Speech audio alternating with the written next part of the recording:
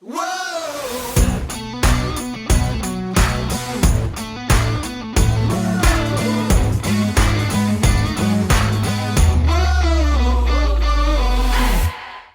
to the What's a Verdict podcast, where we fashion ourselves cinematic judge and jury. My name is JJ Crowder. I'm here with my co-hosts Mattson Better red than dead. and Alec Burgess. Squeak, squeaker, squeaking, squeaking. Nice. Yeah, we appreciate you tuning in. Go ahead and hit that follow, subscribe, bell notification buttons. Tell a friend about us. Tell a squirrel about us, or a llama, or an idiot. Maybe a cow. Maybe a cow. Ooh, But it might have to go home, though. Yeah, that'd be a good choice.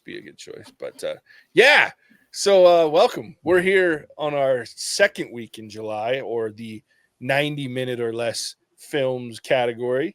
And before we get into the movie, let's talk about our sponsor, Manscaped. And I don't know how I feel about reading this ad before we talk about this kids movie, but whatever. Ladies and gentlemen, it's my pleasure to announce the continuation of Smooth Sack Summer. It has officially been upon us for a while now. And when you're playing in the summer sun, out on the beach, doing whatever it is you do, make sure you're groomed from pubes to bum. Thanks to our friends at Manscaped, you can make this season your smoothest yet. The Performance Package 5.0 Ultra is the ultimate bundle to keep your boys downstairs cool while looking hot. Join the 10 million men worldwide who trust Manscaped with our exclusive offer where you can get 20% off plus free shipping when you go to manscaped.com and use code THEVERDICT, all one word. Summertime and the trimming is easy. Look, the 5.0, the package is pretty awesome. Like, we have it. I use it, especially the ear and nose trimmer. I use that. I'm about to use it after this. I gotta do some cleaning. Nice. Yeah, my ears. I'm going on vacation, going to the beach. Got to pull out the stops. Well, you better be using the lawnmower too, then, because Yes, sir. That's right. You know, that whole like the pinchless technology is kind of nice. Yeah, I appreciate the flashlight on there. Really accentuates my very pale skin. Lets you see just how white you actually are. I like it. Yeah, that's one of the worst parts is trimming the boys and you nick them one good time. Oof. It's nothing fun. But yeah, go ahead. Go get 20% off plus free shipping with the code THEVERDICT at manscaped.com. That's 20% off plus free shipping with the code THEVERDICT, all one word, at manscaped.com. It is Smooth Sack Summer, boys. So get on board or get left behind. And with that, thanks again, Manscaped. Let's talk about The Emperor's New Groove. I mean, that's quite the segue there. But yeah, it was released December 15th, 2000. It was written by Chris Williams, Mark Dindal, and David Reynolds. It was directed by Mark Dindal. It stars David Spade, John Goodman, Eartha Kitt, Patrick Warburton, Wendy Malick, Kellyanne Kelso, Ellie Russell Lynette, Stephen J. Anderson, and Bob Bergen. It's about Emperor Kuzco, who's turned into a llama by his ex-administrator Yzma, and must now regain his throne with the help of Pacha, the gentle llama herder. It's a great synopsis. Pretty accurate. It is. Yeah. Yeah, this was the first time I've ever seen this movie. The people want to know, JJ. Yeah, JJ, it was my movie, my pick. But before I give my spiel, I want to hear from the newbie. It was funny. I laughed quite a bit. I liked it. It had some good one-liners, some good jokes. It was very intelligent humor. I liked it. I feel like there's a butt coming. Yeah, I'm waiting for it. It's still fucking animation. I mean, look, it's still an hour and 18-minute kids movie. And I mean, I don't know. Like the monster. The animation's a little weird for me too. Like Demon Llama. The character design, like the animation's a little weird, wonky for me. Like I don't like that hard angles. JJ, someday you're gonna line up all alone, and you're only gonna have yourself to blame. Okay. That's fair. It's a direct quote from this movie. I know. And it's accurate.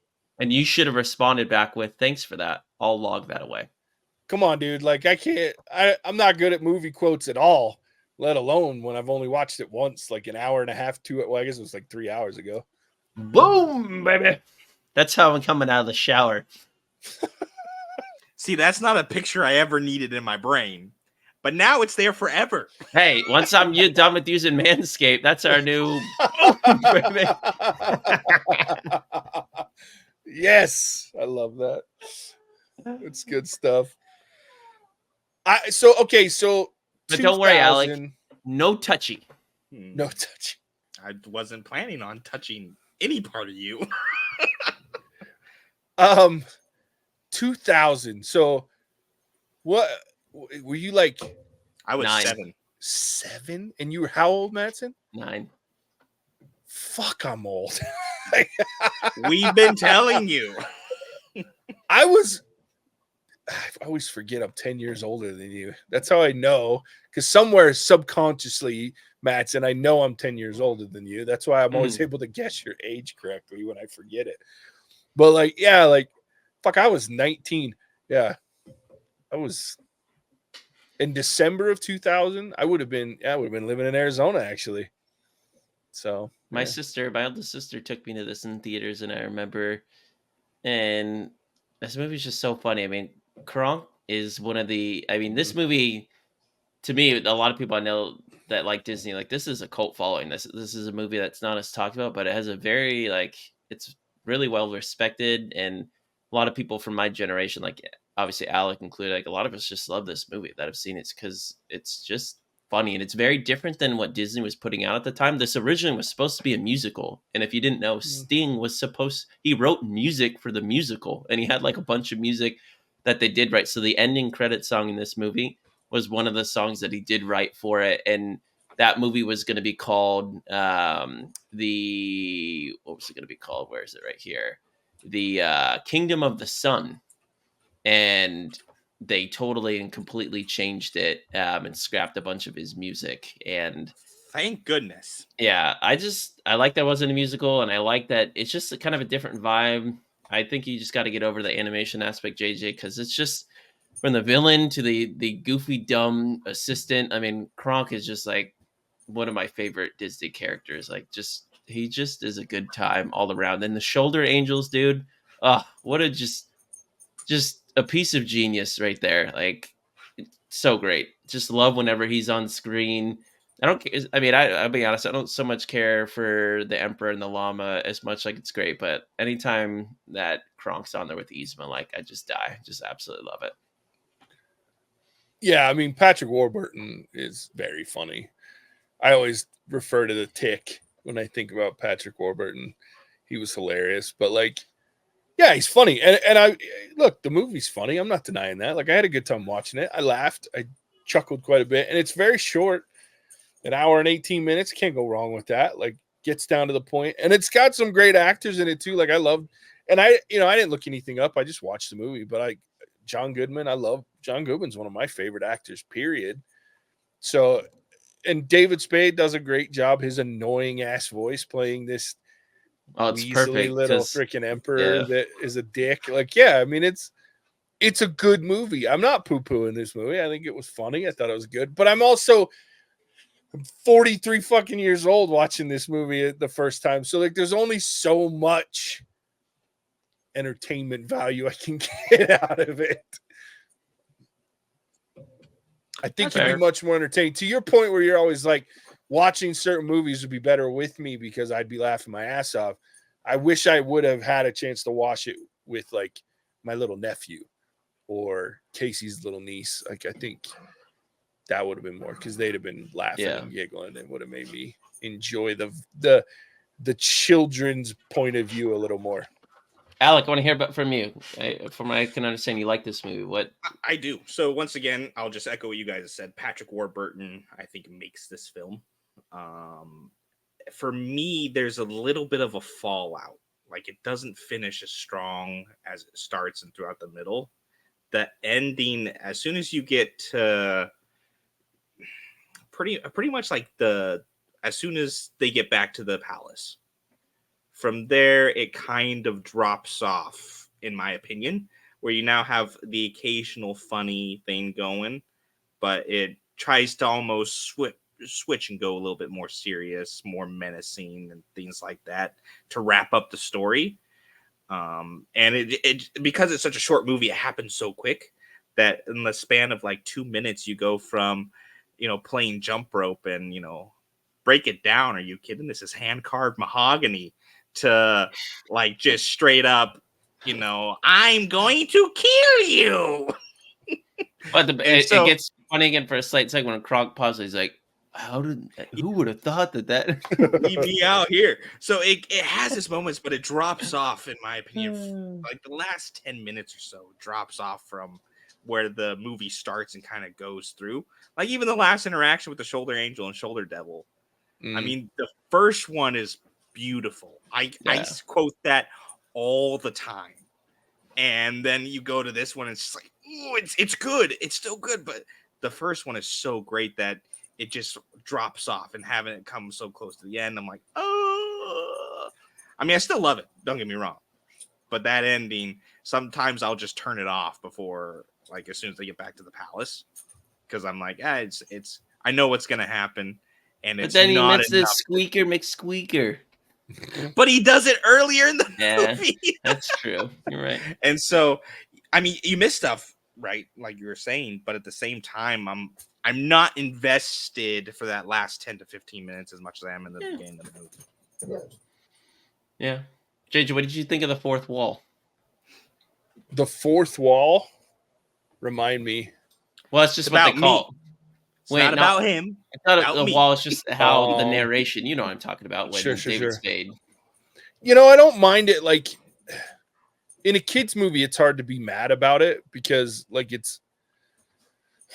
there's not a lot of exposition that's needed. And so I think for this, it's more about the comedy piece of the exposition of it and, like, the quick introduction to the character and I think that's easier for kids to pay attention to. So I had no problem with the narration of it, and especially because, like, it fits with the character being kind of annoying.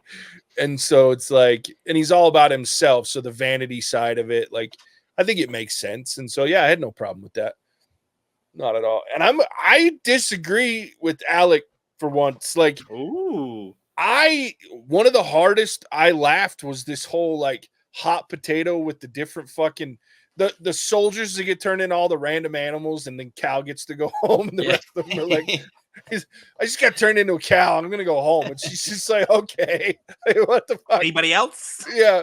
And then, like, the whole when she gets turned into a cat, and this, like, comedy of errors of, like, her falling, and then randomly a fucking trampoline gets delivered, and, like, so, like, all that shit to me was really funny.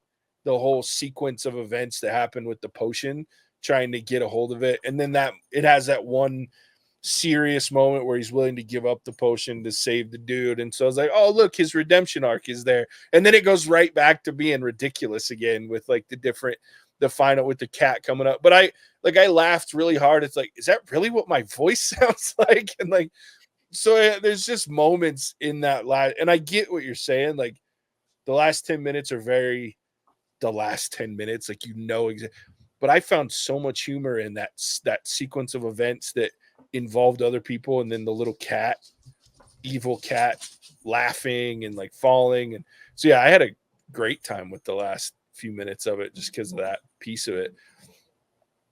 So, yeah, I liked it. I can't fault you that. I mean, the funny joke that gets me at the end is it's such a stupid joke, is for the last time, we don't need an Olympic-sized trampoline. Well, buddy, you could have told me that before I set it up. Yeah. Yeah. So great. I think Kronk with the first angel devil scene with the whole griping about the harp and the dress versus a robe thing, and just, oh no, he's got a point. And, like, it's just like, oh my gosh, it just kills me every time. It's just, he's such like it is spinach puffs, and then when at the end when Yzma says, I don't like your spinach, he's like, oh, it's like, oh, you just feel the hurt for him. This movie just doesn't take itself too seriously. There's a lot of funny, quirky things that they put into it, and Kronk is the glue that just keeps it going for me, man. Like I watch this movie a lot. Like I don't rewatch a lot of movies. This is an easy movie to put on. Again, it's fast. Like there's a lot of funny lines that happen throughout it.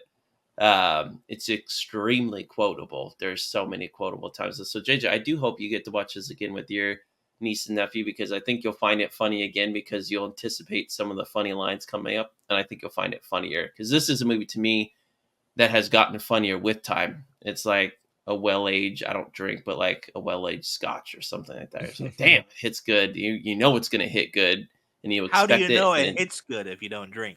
Because I mean, told him. I've tried a couple. Like I know what it tastes like and hits like a little bit, but I don't drink. But that being said, I think this movie gets better with time the more that you watch it, and I think that's hard to do as a comment, and I really like it. Yeah, I think the other one that got me, like I was laughing so hard, it was the kitchen scene when he's cooking. Like to me, like that's just so fucking intelligent. Like, cause he's got his back turned, and their whiny ass voices sound so similar that he's just like, oh, dude, I was dying. Like spuds, no cheese. Nope, cheese on the spuds. Yeah. Okay. Yeah, like that whole sequence, like I was giggling my ass off at that too. I mean, I felt kind of stupid because I'm sitting here, a 43-year-old man, watching this kid's movie, just giggling my ass off. But then I was like, whatever, it's funny. I mean, even the diner scene though, they did such a great job with like the portrayal of the waitress. Yeah, just the funny like we're on our honeymoon. Bless you for coming out in public. Or the mazel tov. Yeah.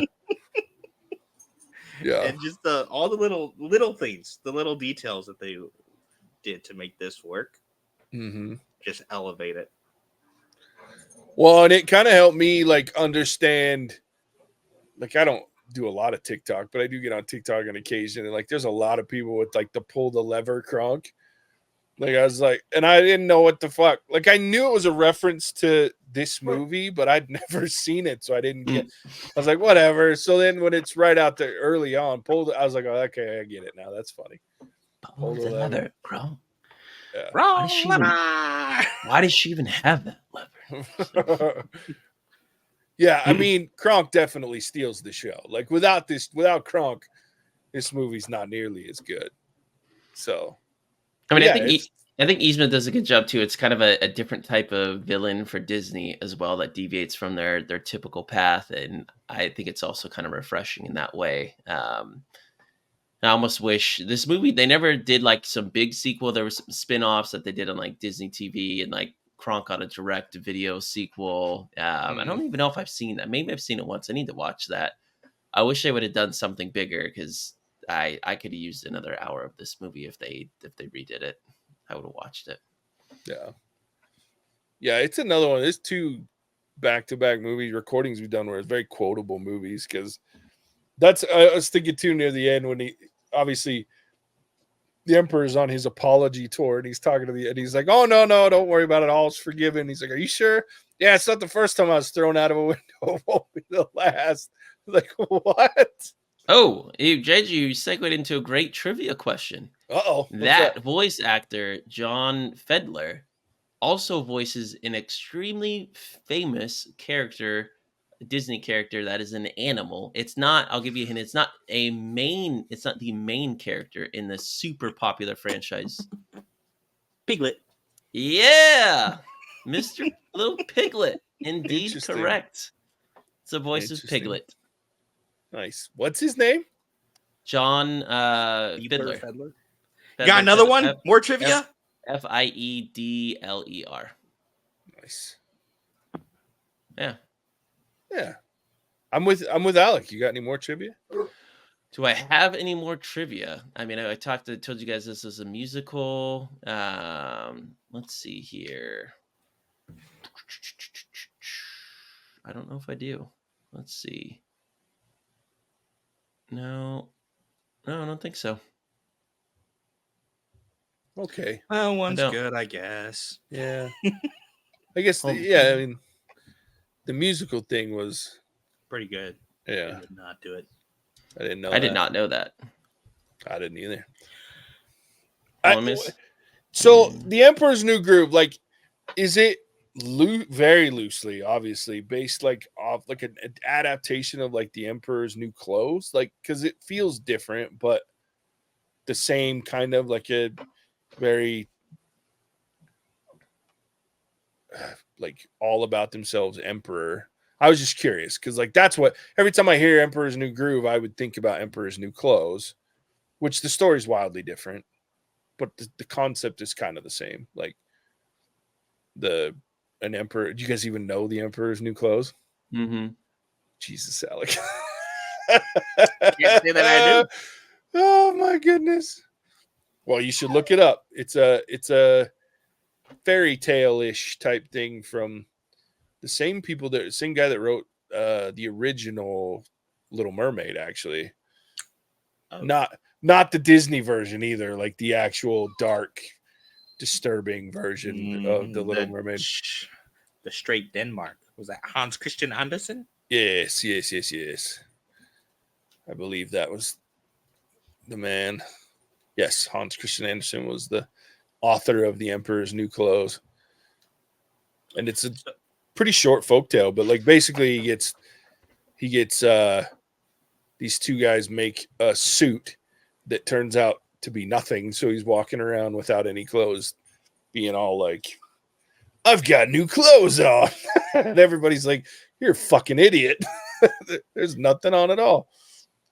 So you said this movie was 2000, right? Emperor's New Groove 2000 was when it released. So I think this is the one that kicked off the kind of a streak of movies that went against the grain of what Disney normally was. I'm trying to think, because most of like the 90s was the Renaissance time for Disney, where you had like Aladdin, Beauty and the Beast, Lion King. They all had the great musical soundtracks and stuff like that. But then you have this one, and you have like Atlantis: The Lost Empire that came out, and Treasure Planet. And these were kind of if you talk to a lot of people, those are three that they really like. But Disney did not promote or do much as far as merchandise goes with it.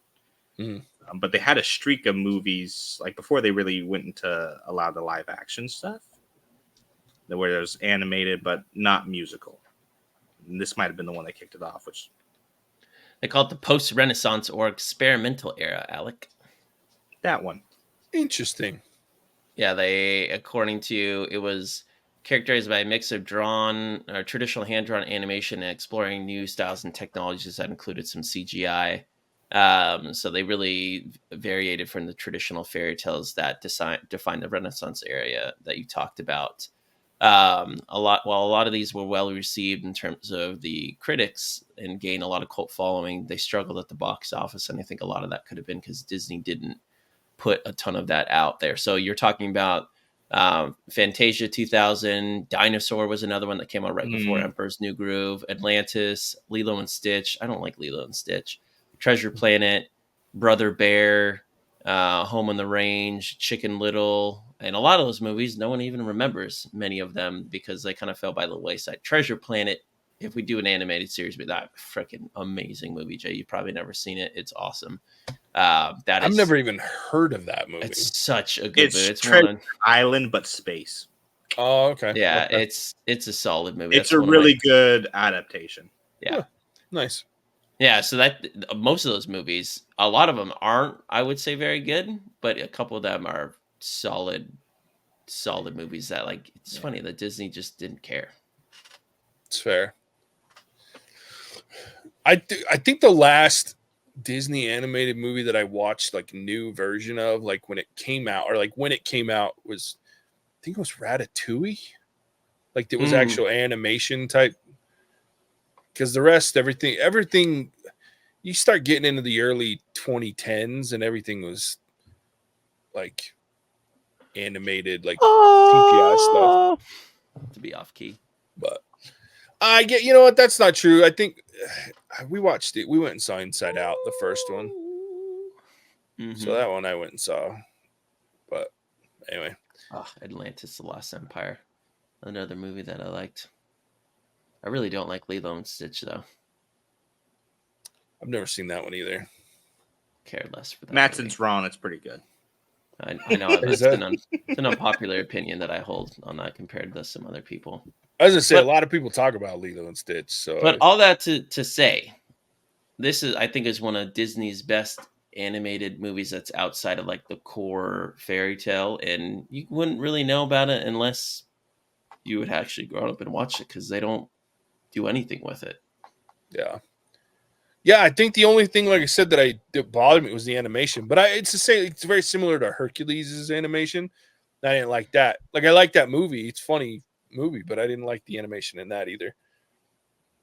I don't like the semi-abstract shit. Is a little weird to me, but I don't like abstract art. That's just. But you like dolphin sex, so you know. I mean, I like the act. I don't like the movie that talked about it and introduced it to me. I mean, good for dolphins because they do it for pleasure too. So good for them. But Well, let's all we can all end this shindig and go make some spinach puffs and pay homage to the man, the Kronk. Nice. All right, this one's yours, right, Mattson? It is. Kick us off, my friend. Mine. In terms, as far as animated movies go, for me, this is a 5. I think this one thing I gripe about with movies is them being too long. This movie is almost too short, and I'd never say that about a film. It's short. I like the colorful animation. It doesn't bother me. I think it's some of the best voice acting that I can think of in an animated movie. The rewatchability in this movie is extremely strong. I'm confident if Jay watched this again with even just me, for instance, he would have a very good time because this is one of the movies I will laugh before him. And that, like, when does that happen? I just Kronk again. I just gotta call him out one more time. Like, just so great. Yzma, so great. I mean, I love the whole premise. Every time I watch it, feels like the first time I've watched it to an extent, which I think is amazing. I can't say that a lot about movies. Besides Toy Story, this is definitely up like that, and a movie we just talked about being Treasure Planet. Like, hell yeah, man, love this movie. I like it. So, what'd you give it? 5. Okay. I was thinking the same thing, JJ. I was like, I think he said a number, but I can't remember what it was. Yeah, I was like, did he say a number? I thought he did, but I don't remember. So it's okay. 5. All right, Alec, what about you, buddy? All right, I think I'm gonna give it a 4.5. I mean, and it's a tricky one because part of the reason that it's getting a 4.5 is the last 10 minutes where I kind of lose interest. But that's almost self-inflicted because I've seen this movie, no joke, a couple hundred times. And so it's gotten to the point now where I can almost memorize it. So it gets to a point where this movie is just 10 minutes shorter to me for the most part because I'm like, oh, okay, cool. I know what's happening. Off we go. But because of that, because there's still other movies that I've watched a ton that I can watch at the end, I think I go 4.5. Again, though, kind of to echo Mattson, Patrick Warburton is the entire reason why I love this movie. And I was kind of doing some quick mental math, and he disappears the last 10 minutes, except for one little comeback with the trapdoor thing. But he's had the picture, and that's kind of where I lose interest. But yeah, 4.5. I'll watch this again. I'll watch this all the time if I could. But yeah, nice. Yeah, I'm gonna give it a 4.5 too. I think the only thing that bothers me is the animation, but again, that's just a me thing. That's like the shapes. I don't even care about the colors. Like, I'm fine with it's the shapes of like the pointy chin shit. It's just weird. Not a big fan of the animation, but other than Jake, that, get your freaking eyes checked. That's your gripe on this movie? Yeah. Get out of here. Yeah, like it's not pleasing to the eye for me. I would have said humor because this is no Bill and Ted comedy. Oh my gosh, don't even start. This movie's funny and JJ knows it and we agree on it, so I'm not gonna blow a gasket. It is funny. And I will watch it again especially if I like my niece or nephew wanted to watch it, I'd for sure watch it with them. Because it is funny, and neither of you are wrong. Like Patrick Warburton, that guy, Kronk is funny as hell. Like carries the movie, but I mean, I laughed, I giggled. It's really short. Like I was surprised at how fast it ended, and so it's literally an hour and 10 minutes. Because I think it's an hour and 18 with the ending credits. Isn't it? Could be. I have no idea. Yeah, I think there was like 8 minutes. I was like, wow, it's 110. I'm like, damn, this movie. Yeah, it's super short, which is great because it is funny and it just keeps going and going. But yeah, 4.5 for me. Really good movie. Glad I watched it finally. Only took 24 years, but I got it. Just get JJ to watch Treasure Planet at some point. I'm old school, dude. I think about Disney. I think about like Peach Dragon, and not that new garbage they made, but the old original. Oh, that movie is a little creepy. It's so Original good. gave me nightmares when I was a kid. What? I love. Well, Peach because my Dragon. dad threatened to sell me the gypsies every other day, and the Gogans popping out of nowhere. Fuck. That's fair. That's fair. Yeah, I'm old school. Like, yeah. Anyway, those are my Disney movies. Well, there it is. It was a fun film to watch, to talk about. And Alec, let me tell everybody where they can find us. Happy to. Listen, I got 3 good reasons why you should join the Patreon. 1 is Mel Brooks. 2 is Richard. 3 is the moon landing was real. Our wonderful patrons who selected this topic and then selected this choice. Thank you. This is a great movie. Check out the deep dive on YouTube and get your podcast wherever you get your podcasts. But with that, Patreon's place to be. 147 posts as of recording, guys. 147 extra What's Our Verdict videos that you can go and watch if you join on the Patreon and join our lovely patrons. With that, I'll kick it back to Jack Dunn's baby, JJ. Nice. It's about to be 150 because I'm getting ready to post our the quarterly selections, and Zoe's really excited about them. You can hear her talking about it, but yeah, go check it out. And yeah, as always, we appreciate you tuning in. We'll catch you on the next one. Bye. Hasta la vista, baby. Cinemagic out. Whoa!